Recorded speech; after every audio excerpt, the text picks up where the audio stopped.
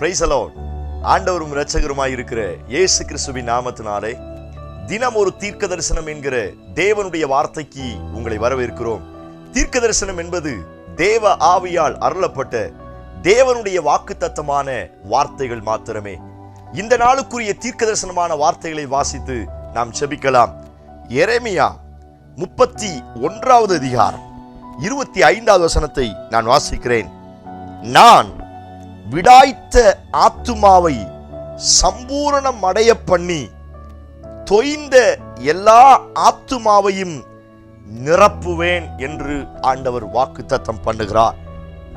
கர்த்தர் இந்த வார்த்தைகளை நமக்கு ஆசீர்வதித்து தருவாராக. இந்த நாளுக்கு தேவன் கொடுக்கிற தீர்க்க தரிசனமான வார்த்தை, நான் விடாய்த்து போன ஆத்துமாவை உயிர்ப்பிப்பேன், உன் ஆத்துமாவை சம்பூரணம் அடைய பண்ணுவேன், எல்லா ஆத்துமாக்களை உயிர்ப்பிப்பேன் என்று ஆண்டவர் உங்களுக்கு வாக்குத்தத்தம் பண்ணுகிறார். இந்த சத்தத்தை கேட்கிற நீங்கள் யாராய் இருந்தாலும், உங்கள் ஆத்துமாவில் தொய்ந்து போன நிலைமையில், உங்கள் ஆத்துமாவில் அநேக ஏமாற்றத்தோடு, அநேக கண்ணீரோடு, அநேக கஷ்டத்தோடு, ஆத்துமா முழுவதும் பாரத்தினால் துக்கத்தினால் நிறைந்தவர்களாய் இந்த சத்தத்தை கேட்டுக்கொண்டிருக்கிறீர்களா? உங்களை பார்த்து ஆண்டவர் இந்த வார்த்தையை தீர்க்க தரிசனமாய் சொல்லுகிறார். உன் விடாய்த்து போன ஆத்துமாவை நான் சம்பூர்ணம் அடைய பண்ணி அதை உயிர்ப்பிப்பேன் என்று இயேசு வாக்குத்தத்தம் பண்ணுகிறார். சத்துரு எப்பொழுதுமே என்னுடைய ஆத்துமாவின் மேல் குறிவைக்கிறான். சங்கீதத்தில் வாசிக்கிறோம், சிங்கத்தின் நடுவில் என் ஆத்துமா இருக்கிறது, விடுவிப்பார் இல்லை. பகைஞர் என் ஆத்துமாவுக்கு விரோதமாய் குழி வெட்டுகிறார்கள். நிறைய வார்த்தைகளை சங்கீதக்காரனாகிய தாவீது சொல்லுகிறார். என் ஆத்துமாவை பாதாளத்திலிருந்து விடுவிப்பார், நீர் விடுவியும். மறுபடியும் தாவீது சொல்லுகிற வார்த்தை, என் ஆத்துமா பாதிக்கப்பட்ட நிலைமையில் இருக்கிறது, என் ஆத்துமா செத்து போன நிலைமையில் இருக்கிறது, நான் ஆத்துமாவில் மிகவும் நொறுக்கப்பட்ட நிலைமையில் இருக்கிறேன். சத்துரு அநேக நேரத்தில், அல்லது சில மனுஷீக வல்லமைகள் அநேக நேரத்தில் நம்முடைய சரீரத்தை தொடுகிறார்களோ இல்லையோ, நம்முடைய சரீரத்தில் நமக்கு வேதனையை கொடுக்கிறார்களோ இல்லையோ, நம்முடைய ஆத்துமாவை அதிகமாய் பாதிப்புக்குள்ளாக்குகிறார்கள். ஏன்னா உங்களுக்கு தெரியும், இவங்க உணர்ச்சியில தொட்டுட்டோம் அப்படின்னா இவங்க ரொம்ப துவண்டு போயிடுவாங்க. இவங்க ஆத்துமாவை தொட்டுட்டோம் அப்படின்னா, இவங்க ஃபீலிங்ஸ்ல நம்ம எதையாவது காயப்படுத்திட்டோம் அப்படின்னா இவங்க நெக்ஸ்ட் லெவலுக்கு போக மாட்டாங்க அப்படின்னு சத்ருவுக்கு ரொம்ப அழகா தெரியும். ஆகவேதான் அவன் என் ஆத்துமாவின் மேல டார்கெட் வைக்கிறான். என் ஆத்துமாவை எப்படியாவது பாதாளத்துல கொண்டு போய் சேர்க்கணும், என் ஆத்துமாவை குழியில தள்ளணும், என் ஆத்துமாவுக்கு விரோதமாய் பல தந்திரமான காரியங்களை செய்யணும்னு இன்னைக்கும் ஒரு சில அசுத்தாவிகளும், ஒரு சில சத்துருவின் போராட்டங்களும், சில மனுஷீக வல்லமைகளும் என் ஆத்துமாவுக்கு விரோதமாய் குறிவைத்துக் கொண்டிருக்கிறது. அநேக நேரத்தில் அவன் எழும்பி வருகிறதுனால பல்வேறு பிரச்சனைகளில், பல்வேறு போராட்டங்களில் என் ஆத்துமா அநேக நேரத்தில் தொய்ந்து போகிறது, சோர்ந்து போகிறது. யார்கிட்ட சொல்லி யாருன்னு தெரியாம என் ஆத்துமா பாதாளத்தில் இறங்கிட்டு இருக்குது, என் ஆத்துமா சுக்கு நூறா நொறுங்கிருச்சே, என் ஆத்துமாவை இவ்வளவு வேதனையில இருக்குதே. பிரியமான தேவனுடைய பிள்ளையே, ஆத்துமாக்கள் தொய்ந்து போன நிலைமையில் இந்த சத்தத்தை கேட்டுக்கொண்டு இருக்கிறீங்களா? உங்கள் ஆத்துமா அநேக விசாரத்தினால் நிரம்பி இருக்கிறதா?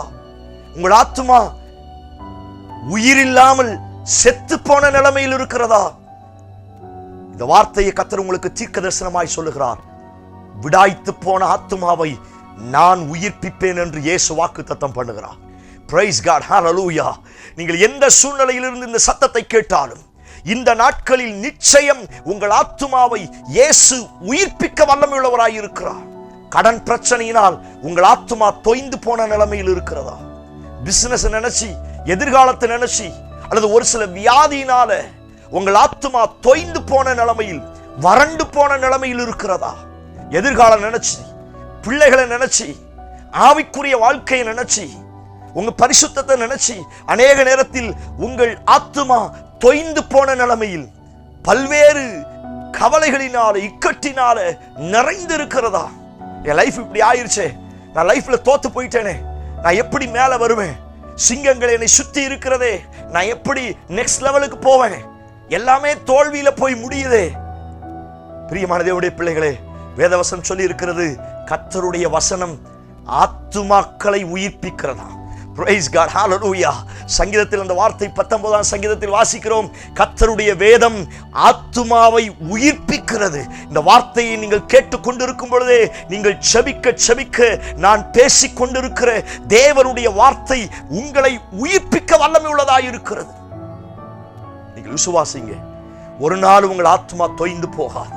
உங்க ஆத்துமா எந்த ரீதியில் தொய்ந்து போனாலும் கர்த்தர் அதை உயிர்ப்பிக்க போகிறார்.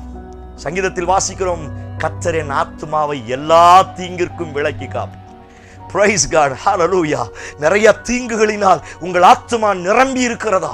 நிறைய தோல்வியினால, ஏமாற்றத்தினால, நிறைய நம்பிக்கை துரோகத்தினால, சொத்துரம் அநேக நஷ்டத்தினால உங்கள் ஆத்துமா நிரம்பி இருக்கிறதா? ஆண்டவர் உங்களை பார்த்து சொல்லுகிறார், உன் ஆத்துமாவை எல்லா தீங்கிற்கும் விலக்கி காப்பேன்.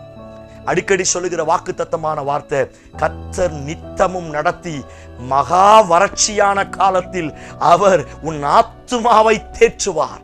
ஓ பிரைஸ் காட், ஹல்லேலூயா. நீங்கள் விசுவாசிங்க, மகா வறட்சியான காலத்தை உங்கள் ஆத்துமா சம்பவித்துக் கொண்டிருக்கிறதா?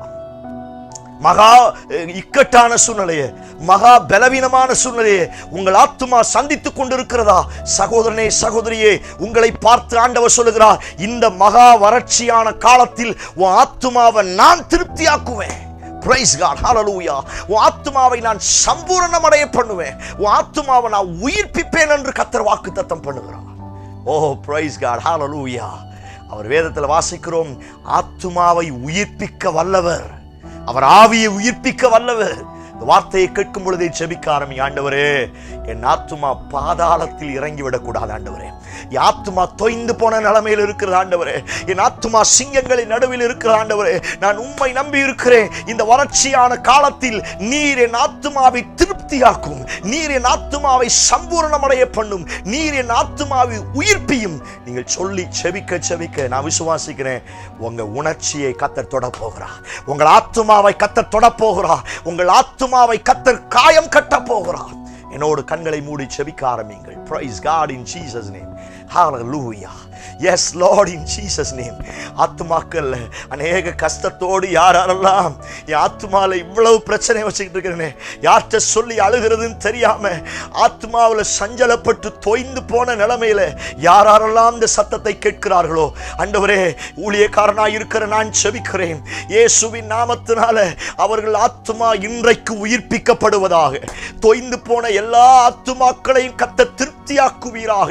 அந்த ஆத்துமாக்கள் சம்பூரணம் அடைவதாக இயேசுவின் நாமத்தினால.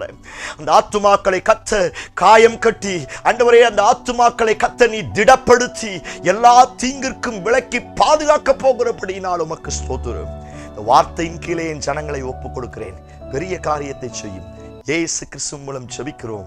ஜெபம் கேளும் நல்ல பிதாவே. Amen, amen. Praise the Lord. நம்பிக்கையோடு இந்த நாளை துவங்குங்கள். உங்க ஆத்துமாவை எல்லாம் இந்த நாட்கள்ல ஆண்டவர் உயிர்ப்பிக்க போகிறார். சம்பூர்ணமடைய போறீங்க, திருப்தியாக போறீங்க. இந்த செய்தி உங்களுக்கு ஆசீர்வாதமாக இருக்கும் என்று சொன்னார். தயவு செய்து கஷ்டத்தோடு தொய்ந்து போன நிலைமையில் இருக்கிறவங்களுக்கு இந்த ஆண்டவருடைய வார்த்தையை ஷேர் பண்ணுங்க. இந்த வார்த்தை அவர்களையும் உயிர்ப்பிக்க வல்லமை உள்ளதாக இருக்கிறது. Amen. Praise the Lord. God bless you.